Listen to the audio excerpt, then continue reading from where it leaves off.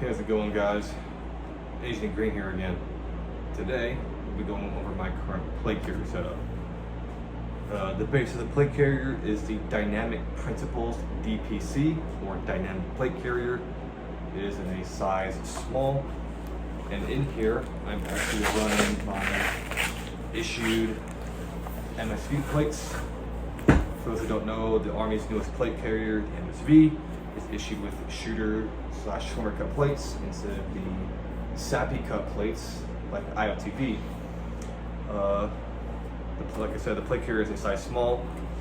It is in a SOCP cut, however, it fits just fine. There's a little bit of loose material in the corners, but it's not significant whatsoever. Slide this back in here. Before this, I did run a DPC 2.0. I also had a Spirit Assistance LD119 and a Crye ABS until I found my way here. I wanted something that was slim but still had a good load bearing capability, and I figured this was it. And so far, it has not disappointed whatsoever.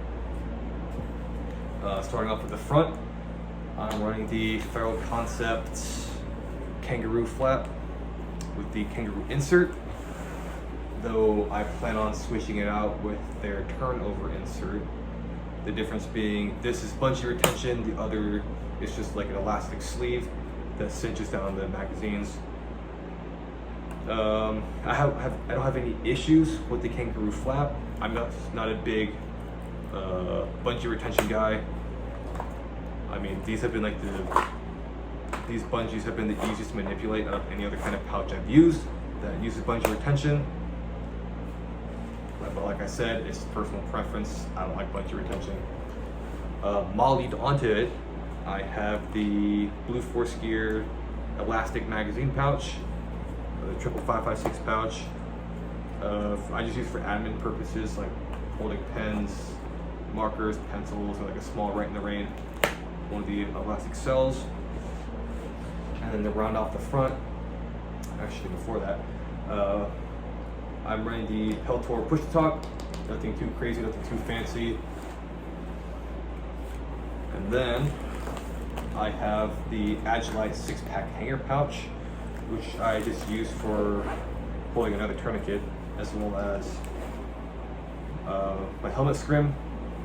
Though I intend to switch over to the Ferro Concepts mini dangler, because like I said, I just use it for my helmet scrim.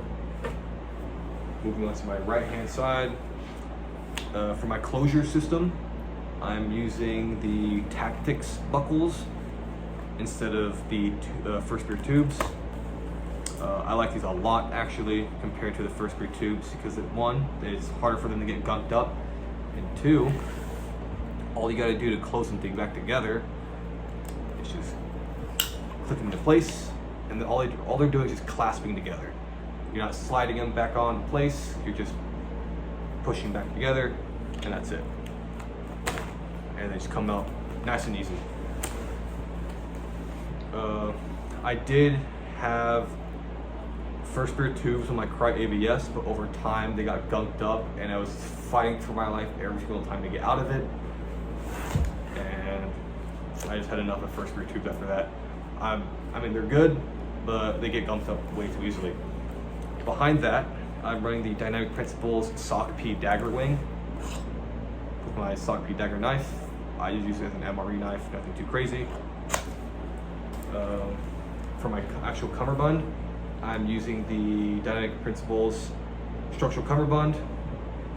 What I like about it, it's got that little structural like integrity, right? It's got like some Tegris in here to keep it all nice and structural, nice and rigid. And then it's got kind of like the Ferro Concepts cummerbund, where it's that elastic in the back for breathability. And then we're going to the actual cummerbund. I'm running a Marine Corps Surplus tourniquet pouch. I already made my piece about this in my Battle Belt video. If you want to know what I said about it, go check it out. Working my way rearward, my rear plate bag. I'm running a Shekkin Gears clone of the Crye Precision Zip-On Pack 1.0. The reason why I wanted the 1.0 specifically because one, I didn't like how it had that little hang, a little bit of bit hang off it for the magazines. I really didn't need to place 4 magazines on my back. One, because it would interfere with my Ferro Concepts Roll 1 IFAC, and I just didn't really care about having magazines on my back. But yeah, it's got like a small little flap in the actual flap itself. If I open it up, decent amount of space. It's got a mesh divider, but I don't really need to divide anything because I just use it to put a Camelback bladder in here. It's hydration bladder. Stay hydrated. And then I just have a 3x5 subdued US flag patch on the back. The DPC rear plate bags have zippers that are Crye compatible, for those who are wondering. Working with my left cummerbund, I have a Marine Corps Surplus assault pouch, I think it's called. And then I usually use it to store whatever. Like I have my balaclava, which is the Commando Store 84 flame resistant balaclava. Got map markers, my multi-tool, and then Right in the Rain. On my left-hand side, just forward of that, I have a Dynamic Principles left magazine wing, because I am a right-handed shooter. Use my left-handed reload. And then for the shoulder pads, these are probably my favorite shoulder pads that I've ever used. They're also from Dynamic Principles. And one thing I like about them is they have some like I think it's like a Tegris, bit of Tegris in here, which kind of helps it shape to your shoulder over time. It has some nice padding, nice and thick padding, and it has some laser cuts on it, just in case for those of you who use, you know, packs or who want that little bit of extra cable management.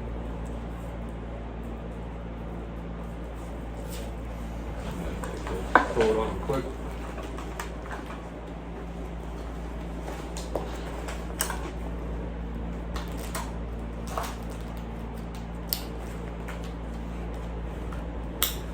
Nice and nifty. I like it a lot. Really hugs me well. I'm 5'10". I'm 160 some pounds, soaking wet. And, you know, not a big guy in any means. So yeah, this is my current play here setup. If you have any questions, feel free to leave a comment below. If you liked it, please like. If you didn't like it, hey man, don't know what to tell you. But yeah, thank you all for watching.